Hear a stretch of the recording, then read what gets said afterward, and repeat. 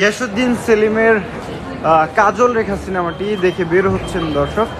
আমরা দর্শকের অনুভূতি জানার চেষ্টা করব, তাদের কাছে জানতে চাইবো কেমন লাগলো কাজল রেখা। সুন্দর, আচ্ছা, কেন ভালো লেগেছে? ইতিহাসটাকে খুব সূক্ষ্মভাবে তুলে ধরেছে এবং প্রত্যেকের অভিনয় খুব ভালো হয়েছে। কেমন লাগলো? খুবই ভালো লেগেছে। ছোটবেলায় কাজল রেখা, ছোটবেলায় খালার মুখে গল্প শুনেছিলাম, আজকে সত্যি দেখলাম। আপু একটু বলেন কেমন লাগলো কাজল রেখা?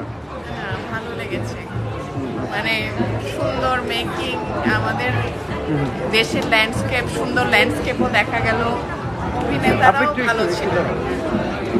অভিনেতারাও ভালো ছিল। ময়মনসিংহের সংলাপগুলায় আরেকটু মনে হয় যত্নের ছাপ দরকার ছিল। ওটা কারোটা ন্যাচারাল লেগেছে, কারোটা একটু কম। হ্যাঁ, ঠিক আছে। Thank you. দর্শক সরাসরি দেখছিলেন ইত্তেফাকে এবং আপনারা তো বুঝলেন না।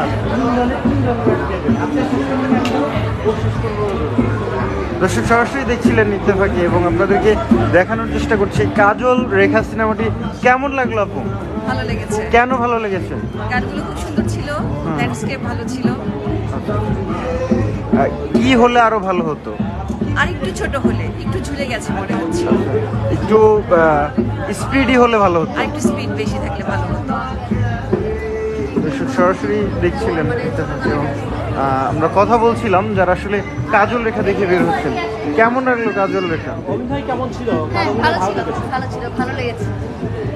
কেন ভালো লেগেছে? অনেকগুলো কারণেই ভালো লেগেছে। আমাদের কথা অনেক আগে থেকে গল্পটা জানি, আমি আমার মার কাছ থেকে শুনেছি, আমার কাছ থেকে আমার মেয়ে শুনেছে। এটা যখন বড় পর্দায় আসছে, আমার মেয়েকে দেখানোটা আমার একটা মানে জরুরি কর্তব্য আমি মনে করেছি। আপু একটু কথা বলি, কেমন লাগলো কাজল রেখা? সত্যি কথা বলতে ভালোই লেগেছে, কারণ এই ধরনের গল্পগুলো সবসময় আমরা দেখে অভ্যস্ত না।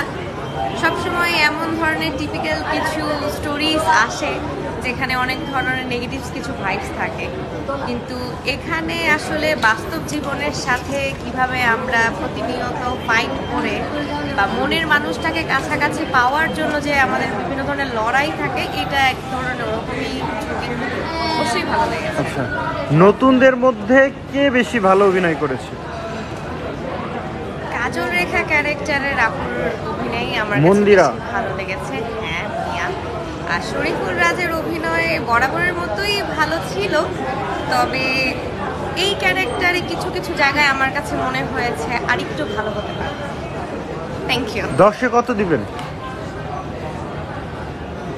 আমি তো সাধারণ একজন দর্শক, তো অভিনেতাদের ওইভাবে রেট করার মতো মানে সেই পাওয়া আমার আছে বলে মনে হয় না। এই সিনেমাটাকে দর্শক হিসেবে কত দিবেন? সিনেমাটা 7। Thank you. কার অভিনয়টা ভালো লেগেছে? দর্শক সরাসরি দেখছিলেন ইত্তেফাকে, আমরা দেখানোর চেষ্টা করছিলাম ঈদের চতুর্থ দিনে এসে কাজল রেখা সিনেমার দর্শক আসলে কাজল রেখা দেখে কি বলছেন। অনেকেই আসছেন এবং তারা সিনেমাটিকে ভালো বলছেন।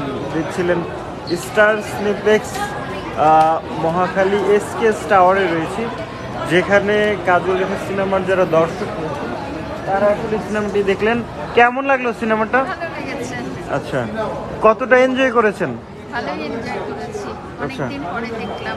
আচ্ছা, একটি পুরাতন একটা গল্পে এই গল্পটাকে তুলে ধরা সব মিলিয়ে ঠিকঠাক ছিল কিনা? ভালোই ছিল। আচ্ছা আচ্ছা, কার অভিনয় ভালো লেগেছে? সবার অভিনয়ই ভালো লেগেছে। মেয়েটার নামটা কি? মন্দিরা। মন্দিরা খুব ভালো লেগেছে। মিথিলাও ভালো করেছে, রাজও ভালো করেছে। ঠিক আছে, থ্যাংক ইউ। দর্শক সরাসরি দেখছিলেন ইত্তেফাকে এবং আপনাদেরকে দেখানোর চেষ্টা করছিলাম স্টার সিনেপ্লেক্স মহাখালী থেকে এসকে টাওয়ারের, যেখানে কাজল রেখা সিনেমার দর্শকদের সাথে কথা বলার চেষ্টা করছিলাম। প্রতিটি দর্শকের সাথে কথা বলার চেষ্টা করেছি এবং তারা আসলে যেমনটা বলছিলেন যে সবার অভিনয়ই ভালো লেগেছে, গল্পও ভালো লেগেছে, তবে কিছু কিছু দর্শক কিন্তু বিরূপ প্রতিক্রিয়াও আসলে দেখিয়েছেন। দর্শক সরাসরি দেখছিলেন ইত্তেফাকে এবং আপনাদেরকে দেখানোর চেষ্টা করছিলাম ঈদের চতুর্থ দিনে আসলে কেমন যাচ্ছিল সিনে পাড়া অর্থাৎ 11টি সিনেমা কিন্তু এবার মুক্তি পেয়েছে। সেই 11টি সিনেমার মধ্যে বেশ কয়েকটি সিনেমায় আসলে আলোচনায় রয়েছে। তার মধ্যে সবার আগে এগিয়ে রয়েছে রাজকুমার সিনেমাটি, এবং তারপরেই যদি বলি দেয়ালের দেশ, ওমর ছাড়াও কাজল রেখা সিনেমাটিও আলোচনায় রয়েছে। লিপস্টিক সিনেমাও বেশ ভালো করেছে। সোনারচর মুভিতেও আমরা দেখেছি যে দর্শকের সংখ্যা কিন্তু কম নয়। সব মিলিয়ে যদি বলি যে তবে প্রতি এককভাবে আসলে কোনো সিনেমাই কিন্তু সেভাবে রাজত্ব করতে পারেনি, এমনটা কিন্তু বলাই যায়। দর্শক সরাসরি দেখছিলেন ইত্তেফাকে, আপনাদেরকে দেখানোর চেষ্টা করছিলাম কাজল রেখা সিনেমার দর্শকদের প্রতিক্রিয়া।